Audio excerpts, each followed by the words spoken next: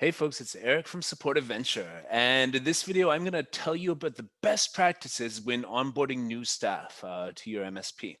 Now, this is a twin video with the worst practices video, and I think that this one is going to be a lot more informative than the worst practices, which basically called out, the practice of MSPs basically winging it when bringing new staff on board, which works, to a point, but I think eventually, if you own an MSP and you're going for it and you want to scale your business, you probably want to make a training plan that's consistent and reproducible, that actually has a lot of your cultural values built into it, and actually has a framework that someone can know what the expectations are of their job and what it looks like when they're fulfilling it. So, best practices onboarding a new staff member.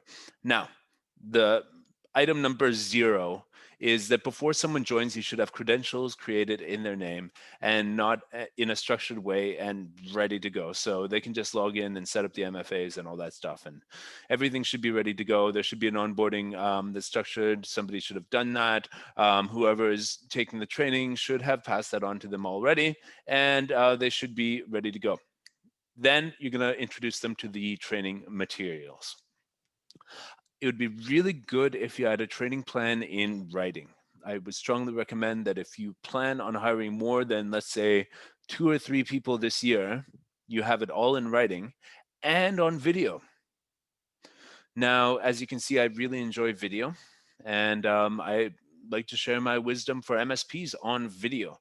And I think that a well-indexed video catalog of videos that really shows your MSP, the values, your systems, the way that you want them to interact with the systems, the way that you want them to interact with the clients, and a nice little checklist that ties that all together so that they know what it looks like when they're doing a good job, and you can hold them accountable for that. That should all fit in a nice, well packaged and well executed training package. So let's start with the company culture stuff.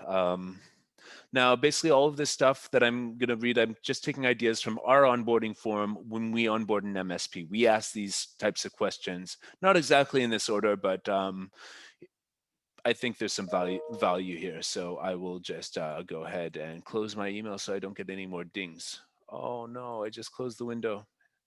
Hold on a second. Okay, so I got it back. All right, so first of all, do you have any document that sort of details your company's core values and what the company stands for? I mean, have you done this work? Have you done a business plan that actually shows where you are different from the other MSPs out there? Because a lot of them, believe me, I talked to lots of them, look very much the same. And hopefully you've got something that makes you stick out, and a certain promise that you're making to the clients and end users on the type of experience they're going to have dealing with you. Some examples would be like response time. Some examples would be some companies, well, I don't really like it because it leads to staffing issues, promise the end users that they're going to dial the phone and get someone right away to help with their ticket. It's a good way to stress technicians out if they're already doing other tickets and they're forced to answer the phone. But that might be a promise to the client. That's an example of a promise to the client. Some would promise that they would have empathetic staff. Some would promise that they will get a response, initial response within half an hour. Some would promise that, if one computer breaks, they would have another one delivered to their office next business day or something. Anything like that you promise your clients, it's good to let your staff know when you onboard them. On the other side, what are you promising to the staff and service providers that you're dealing with, the staff that you're onboarding? What's your promise to the staff? What kind of environment do you want to have? Is it you work a job, I give you money and you listen to me and follow my orders? Or is it, I want you to be a part of the team. I want you to feel like you're given an opportunity to grow in your career in my company. I want you to feel like we have an open door policy. If there's something that you don't like about the job and the way you're being asked to do it, you can talk to us about that. So put that all in a training package, a video or a document, or I don't know, some people like PowerPoint presentations that show this stuff. I mean, what's the promise to your staff? And okay, a high level overview of the company the function of the help desk and the management system as a whole. Is there a dispatcher? Is there a client managers, account managers? Is there a service desk manager? Is there an operations manager?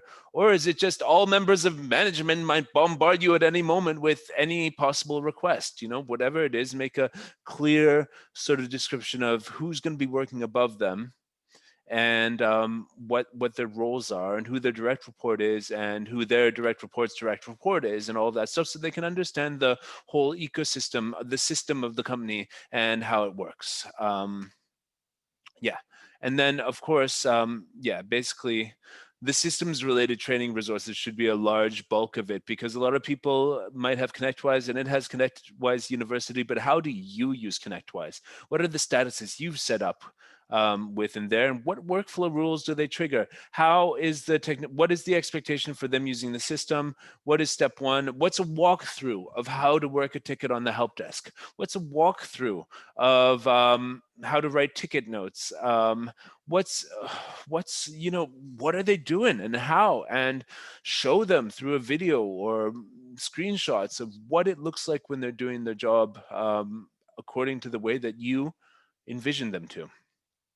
Don't just say, hey, there's a gazillion hours of video on ConnectWise University. Why don't you go watch some? Because we haven't prepared for your onboarding. I don't know, someone just hired you. You showed up and we're just winging it while we create your accounts for 3 days. That person will get bored really fast. But if you have targeted specific ways, like the ideal would be on day one, somebody is given training resources that at their own pace, they can find out how do they want me to work a ticket. And then actual test tickets and test tasks using the RMM or whatever, that based on these resources, can you complete the task to log on to Jack's Burger Shop's server? Can you log into that server and tell me how much disk space there is free, and write it in the ticket notes according to the ticket note specification that we've done? That's real world stuff, and people who actually make the best computer technicians actually learn like that, by doing, not by watching a bunch of theoretical stuff that doesn't really connect. They connect with information. These are the people who are really good at finding stuff out. So give them the resources to find the stuff, and then give them actual tests where they can get their hands dirty and get stuff going on.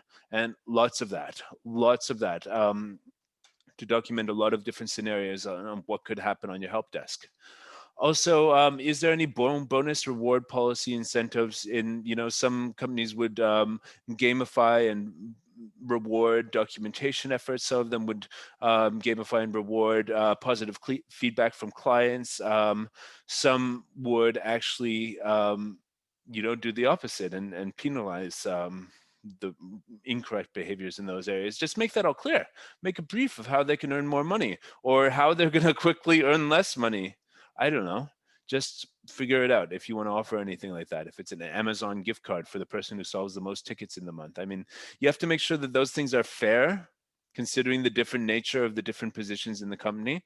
But, where it's fair, then it can be a very good incentive. And when will their contract be reviewed? Do you do a review after 1 month to see how their onboarding has gone and how their first month has gone? Is it after 3 months, 6 months, 1 year, so on and so forth? Set that expectation right from the start. Now, more practical stuff about working on the help desk. What's the company name, for example? In the outsourcing world, that's kind of important to collect that information. What's the phone number for the help desk? What's the email address from the help desk? What are the other ways that tickets come into the help desk? That should all be given to someone on day one in an organized format, so they know it and have it to refer to. What are the standard business hours of the company? Are there overtime hours, out of hours services, anything like that? What's the policy for them if they have to work overtime? How does that work? All the HR stuff like that. How do they book time off? What's the lunch policy? Do they get half an hour, 1 hour? Is it the same time every day, or is it sort of negotiated based on their busyness? What's the range of times? When is your office not open? What are the holidays? Are you following US federal holidays? Are you following UK bank holidays? Are you following, do you observe Ontario, Canada's Family Day? I don't know. You need to define this to the people so they know.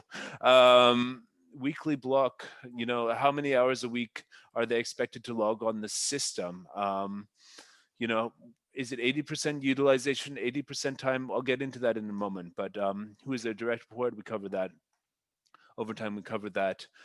Leave request, yeah. How much time do you want if they want time off? Like the rule of thumb we use at Support Adventure, which we confirm with our clients on onboarding, is if you want a day, give us a week. If you want a week, give us a month. If you want more than a week, give us more than a month's notice when you want to take time off. That's pretty good. We know that life happens. How much leeway do people have on stuff like this? How negotiable is time off, and how, you know how strict are you with it? What are cases? What's the sick leave policy? How do they notify you if they're sick? Do they just start sending random emails to random people, or is there one email? Like we have an email called I cannot work whatever at whatever.com, and they write to that.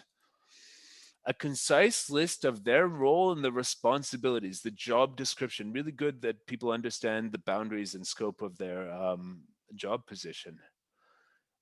A comprehensive list of systems that are used in their role, especially like, I mean, what ticketing, RMM, documentation, telephone, chat,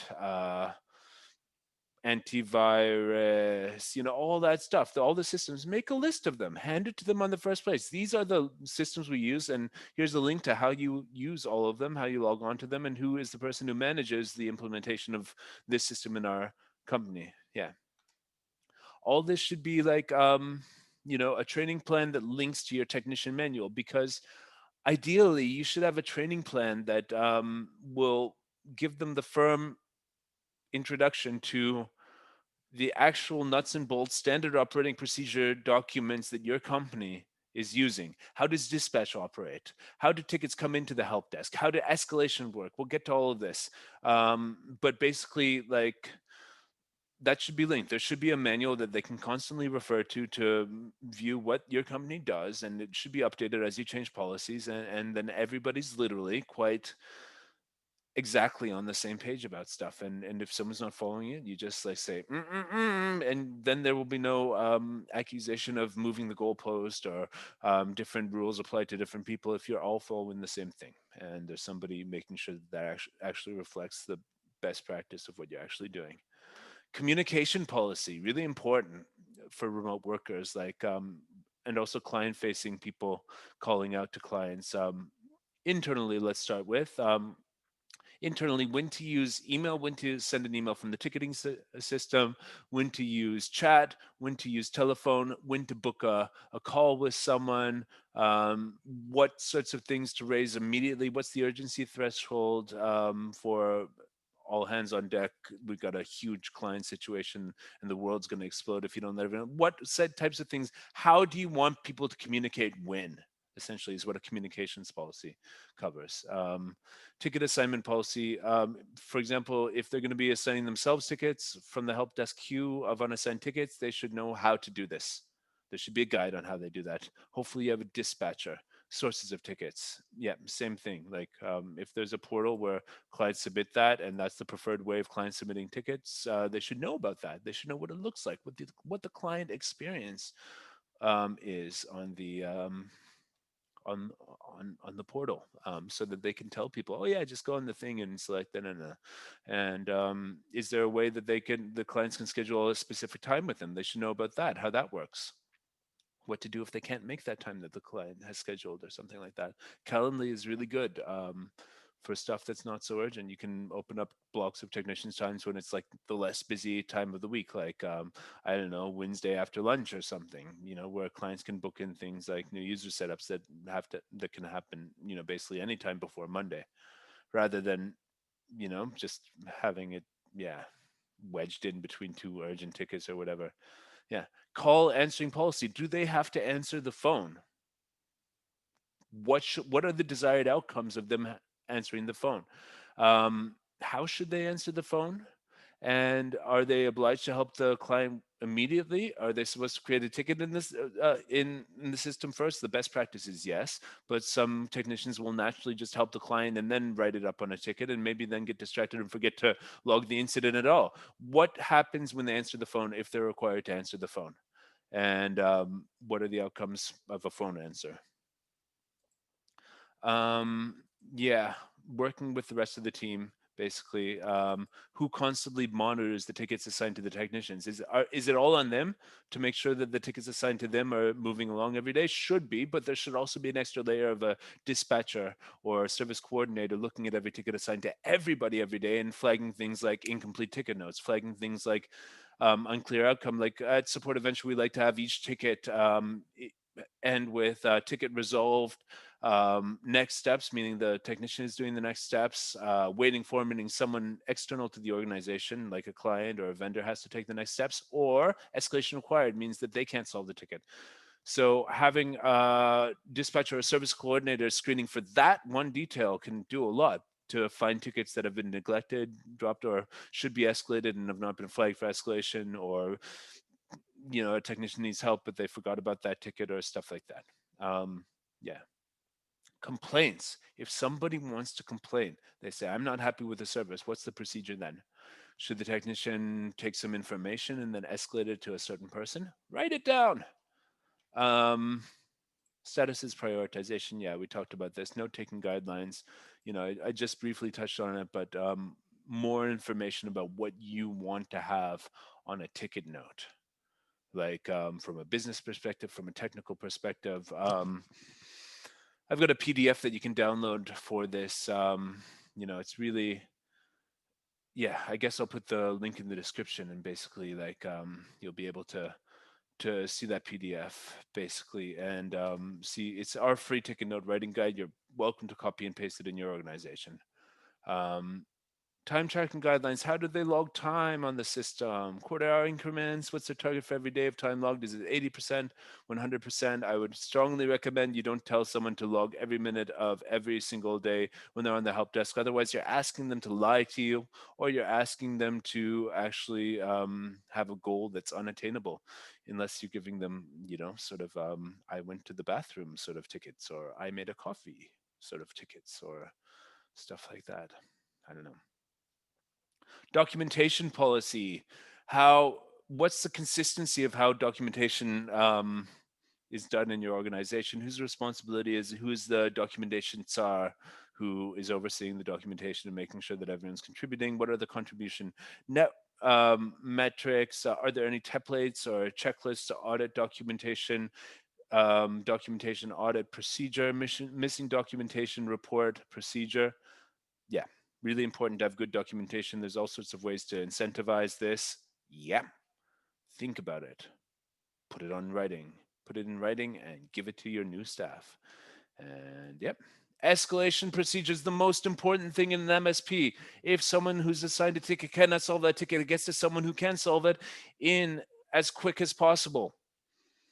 So do you follow a live escalation where people just reach out in chat, hope they get an answer that helps them solve it? Or is it transfer escalation where they write notes on the ticket and then assign it to someone else and it's off their plate?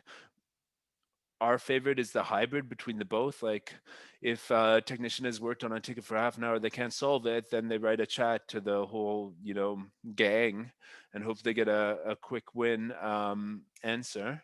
And then if not, then they write complete notes on the ticket and assign it to the dispatcher or leave it as unassigned in the queue. And hopefully um, it will get to a technician who can solve it, or maybe it goes straight to that. They assign it straight to that person. Who knows? Depends on the organization. But decide this stuff and tell them how to escalate, and make sure that it's not ambiguous and that there's a process that's being followed that works. So, security policies and procedures. So, I call up and say, Hi, I'm the CEO from Awesome Corp. I need you to reset my email password. How do you tell if I am who I say I am? What other security is something that I think MSPs lack definition in, and it's really lucky that I don't hear more horror stories, because it is very possible that if you don't have a security policy in your MSP that's written on how your technicians authenticate users and what they're allowed to do and how they're supposed to send passwords and how they're supposed to store passwords, not on the ticket, hopefully in IT glue, You're gonna have a hash password with log of every time, with the log of every time someone accesses it. All that stuff. Security policy. Do you have a written security policy for your MSP? And if not, you really should start thinking about it. Call recording info. It's really good if a technician knows if their calls with the clients are being recorded. It's really good if they know if they are legally required to tell the clients that at the beginning of a call, or if there's an automated message that tells them that. Put that on your onboarding so they understand that. And yeah, auxiliary tasks to fill idle time. So you've got a technician, they're working the help desk. If they don't have work to do, what are they supposed to do? Just sit there? No, there's always work to do. But unless you define what work to do looks like when they're not doing, when they don't have live tickets, and hopefully, you've got enough extra hands to actually work on documentation, or update various stuff. If there's certain trainings that you have defined for them that they can take in their downtime to enhance their skills, they're a level 1, they should look at some level 2 tickets. Like, have a sheet of extra work to do that they can do in their downtime. Or if there's a procedure that they're supposed to go to dispatcher or someone manager for more work, it's better if you have some more work to find. Yeah. And items for discussion in the next meeting. So rather than every time they have a thought of something they like or don't like about their job, make it clear that there's going to be a periodic meeting and there's an agenda where people can add stuff, like a Google Doc where everyone can add stuff. And then the next meeting, their item will be on the agenda, and hopefully they'll be able to raise it if it's still pertinent. So, yeah. And more than anything, what you need to do when onboarding a new staff member, a list of technicians' expectations and how their performance is judged. Set the bar, set the goalpost, don't move it. Tell them what's important about the job, what the checklist is. You can evolve this over time. But just to be clear, what do you want them to do? What does it look like when they're doing a good job? And how is that judged? If you present this right from the onset of training, it'll be a lot easier to make them feel like you're on their side, and it will also be a lot easier to help them grow. So with all that said and done, I hope you have some good ideas now on how to make a training plan and onboarding plan. Again, I'd like to see a lot of this on video. You can use something like otter.ai is what I use to transcribe things. You can make transcriptions of the video, and you know have people watch the videos and make a list of questions about stuff they don't understand. A lot of the time they'll make questions, and then the questions will be answered further in the video, and have them show that they're thinking about stuff, engaging themselves on the training materials, and getting back to you with interesting ideas and sorts of workings of their mind around what's going on with the new job, and based on that, based on the structure that you've given them and how they react to it and how they assimilate to it, I mean, you will see if they're the right fit for your company. But if the way that you onboard them is disorganized, then you can expect that you're setting the standard that your company is disorganized. But if the way that you onboard them is really nicely organized and defined, and a journey that they can go on, that you can then hire the next 5 people and put them on the same journey, I mean, you'll be off to running an MSP that has a lot of structure, stability, consistency, and then you just get the right people and put them through that, and off they go. So thanks a lot. If there's anything I missed here that you do with your MSP, please write it below in the comments. And thanks for watching. Take care, guys.